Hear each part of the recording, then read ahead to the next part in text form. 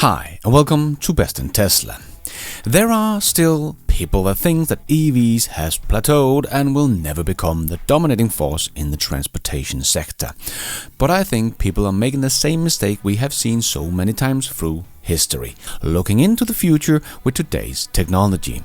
I personally think it is inevitable that EVs will take over completely, as it will be completely insane not to buy an EV in only a few years from now. So let me show you why, and let's dive right in.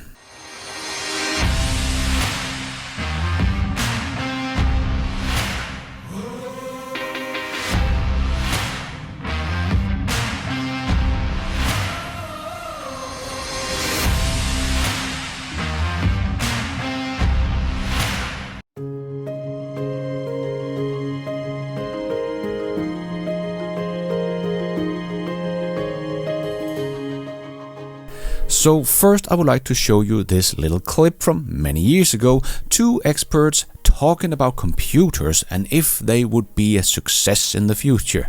It is of course easy looking back and laughing at this clip, as we all know how computers took over the world combined with the internet. But back then it was not everyone that could see it, and the second guy here just sounds so much like Wall Street analyst of today on EVs. Just take a listen to this. Computer sales seem to have peaked and now have hit a flat period, and some say they're going to... I don't think so. Oh yes, they've hit a flat period. What should that tell us? I really don't believe that they've hit a flat period. The computer market has been and is rising at about 30% per year. And nowhere has there been a flat period. It is not rising at nearly the rate it was going. Yes, it is. No, well, we disagree. We're looking at two different sets of numbers. My question to you is the home computer destined to become the CB of the 80s, the hula hoop of the 80s? Well, I'm glad you brought this analogy, because like a CB, it won't be very useful in its present form, which is just talking to yourself and to your computer. But like a CB, when it starts talking to other computers throughout the whole country, when we have several million machines interconnected and people can talk to each other and can exchange views and can transact, can buy and sell information, can buy and sell informational services, labor, I think it's going to be a very interesting period where we'll have an information marketplace. A new way of life. I quite disagree. I want to get him angry. Yeah, I think that won't work. I think that the home computer is going to suffer the same fate, by and large, as, say, the home movie camera. People had the idea, and still have the idea, that if I have a very expensive, a very good home movie camera, then they can make very good movies. The trouble is, you still got to be a good movie maker first. That's right. The trouble is you have to have an idea. Okay, and people forget that. Similarly, to write good and interesting programs on a computer, one has to have an idea. Ideas are hard to come by. Professor Weisenbaum, Professor de Touzos, thank you both. As you can hear, it sounds so much like so many analysts today talking about EVs. They think they have plateaued and even saying they are going down. But we can of course easily debunk that, as we have just got the numbers for EV adoption in the first half of 2024, and they are up 20%. With sales of 7 million units. And if 2024 will be split like the years before it, about 40% of the sales will be in the first half of the year and about 60% in the second half of the year, well, if that holds true, we should end up with about 17 million plug-in vehicles sold in 2024, up from 14.2 million in 2023, and 10.5 million in 2022. So 17 million will be a 20% increase and another 2.8 million units extra plug-in vehicles sold in 2024. So very easy to see the plug-in vehicles are not going down, they are growing again this year with millions of vehicles, and BEVs are still 65% of the plug-ins and hybrids about 35%. So the myths are simply not true that EVs are down. But I think most analysts I have seen from EIA and others is too pessimistic about the growth of EVs by the second half of this decade. They just don't get exponential growth. They all think very linear. Because we have to remember, EVs are still in their infancy and will only become better and cheaper from every year that ticks by. The charging speed will only increase, the range will only increase, and the price will only come down. Yes, we did hear a lot of people saying that EVs would become more expensive just a few years back, but that turned out to be completely false. Right now, the Model 3 and Y are already cheaper than an equivalent ICE car on the market in true cost of ownership, and even some of them on their sticker price. Like the new refreshed Model 3 Performance against BMW's M3 series. Tesla wins here on performance and the sticker price. But the EVs will become cheaper in every segment of the car market, as they are just simpler to build, and everyone is scrambling to try to keep up with Tesla, and therefore making innovations in the way they build the cars in general, with mega casting and structural battery packs and so on, and that will make EVs even cheaper in the second half of this decade. But in China, we can already see more affordable EVs are here. They have tiny small cars for $5,000 and decent small cars like the BYD Seagull, just like the Toyota Aygo or something like that, for just $10,000. They are already at price parity in every segment of the car market in China. All of these cars will of course come to the West over the next 5 years or so and flood the market with affordable EVs. And we of course know that Tesla will already come out with the more affordable models in the first half of 2025, and in the next 2 to 3 years they will bring even cheaper model as well from their unboxed production method. So in 3 to 4 years we will have a lot more affordable EV models on the market, making even the small and affordable segment of the car market get to price parity even here in the West.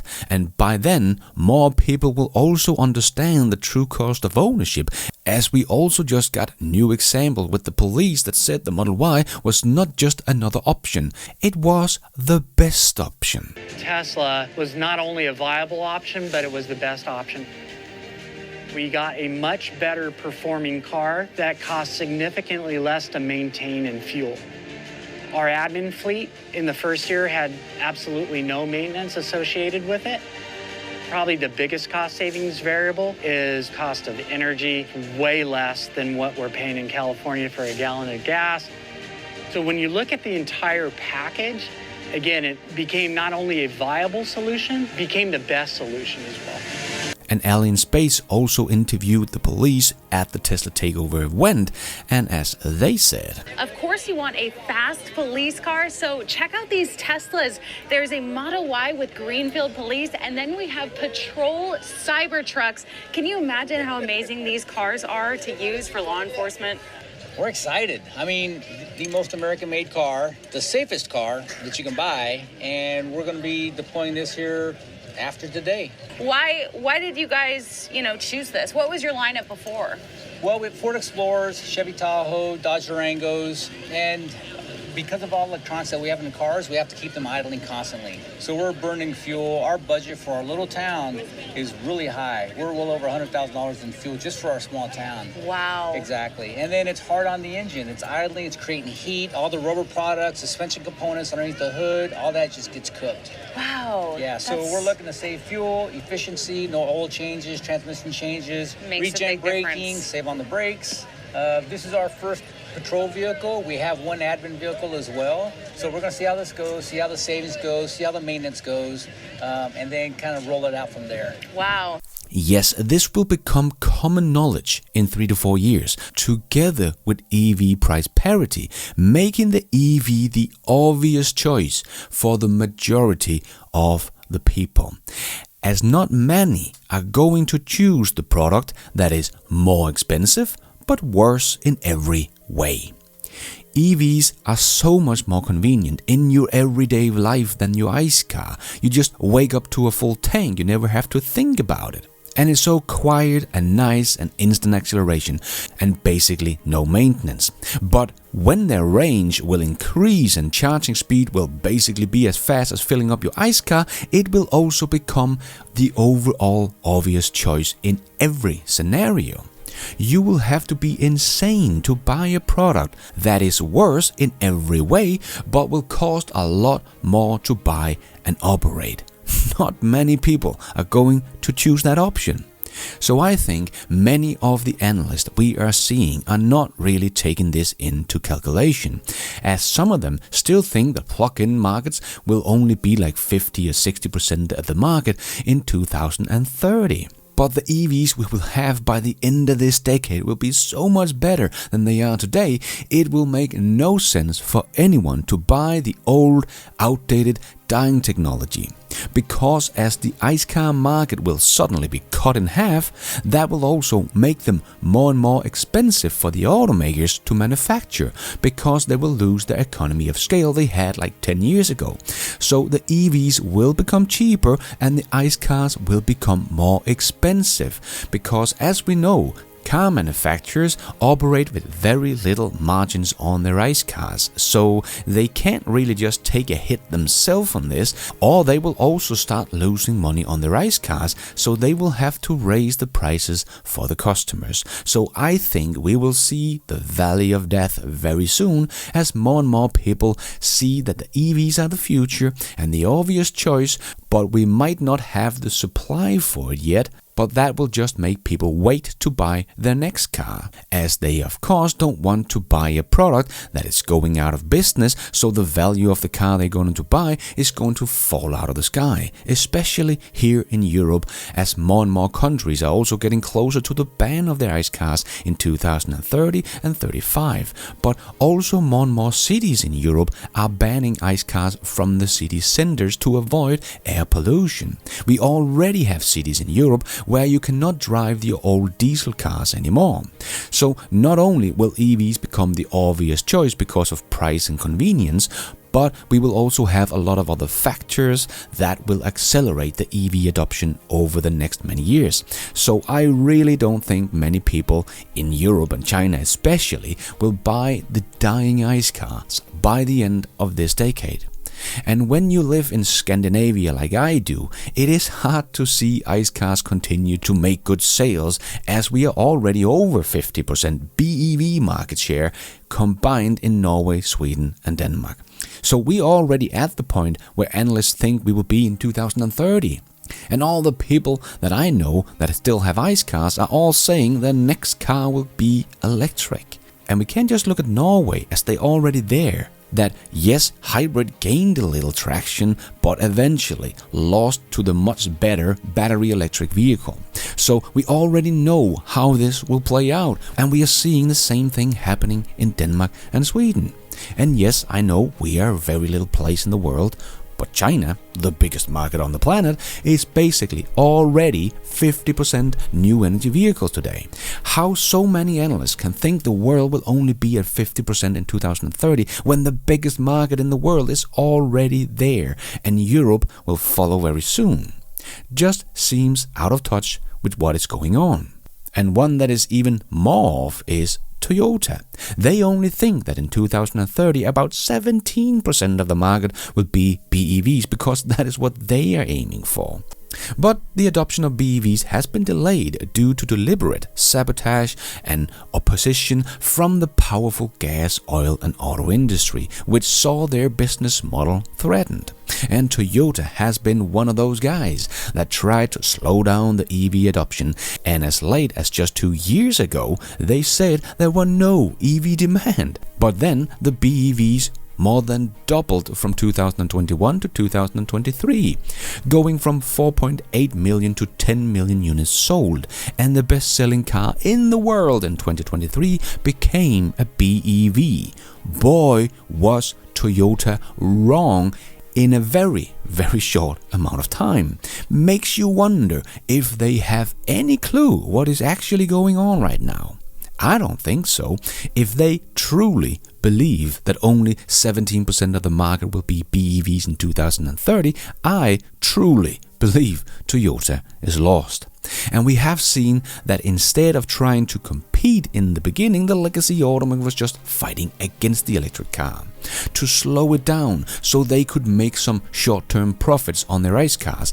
And now it seems like they are doing the same thing again, making hybrids instead of focusing on BEVs for short short-term profits. But this short-term thinking will probably lead to their downfall, and the reason why they cannot keep up with EVs compared to the Chinese and Tesla today. Legacy automakers face a future where they will struggle with low vehicle sales and profits, potentially leading to bankruptcy and government bailouts due to mismanagement and misunderstanding of BEV technology and market dynamics. We can see that EV adoption is happening exponentially and will only speed up as cost comes down but capabilities goes up. And in 2024 we are likely looking at plug-ins getting about 20% market share and BEVs 13 to 14%. So we are already close in 2024 to where Toyota think we will be in 2030. How Toyota and analyst companies can see the growth slowing down so much that we will only be 50% in 2030, I just don't get. We are already past the tipping point on this disruptive technology shift. And in a few years' time, the majority of people are going to want to buy BEVs as they have become the obvious choice by every matrix in terms of cost, safety, and environmental impact. BEVs will take over, and the ICE car is already dead. It just seems like legacy automakers just don't get it yet. And thank you for watching. And until next time, take care out there and be nice.